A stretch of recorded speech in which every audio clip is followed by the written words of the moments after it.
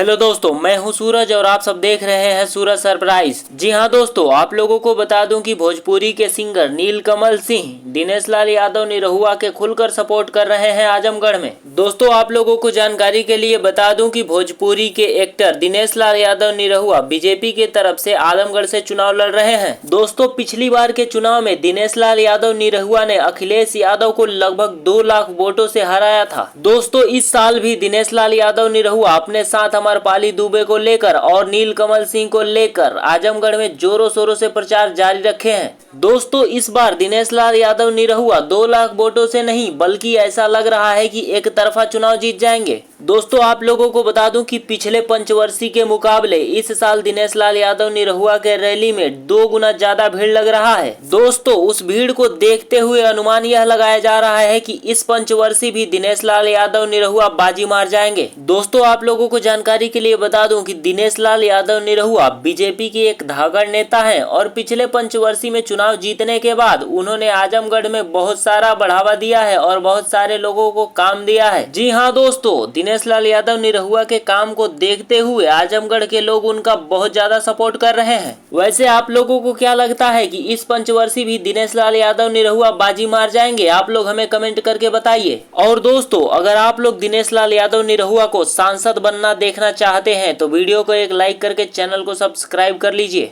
तो दोस्तों, मिलते हैं एक नए वीडियो के साथ। तब तक के लिए जय हिंद, जय भारत।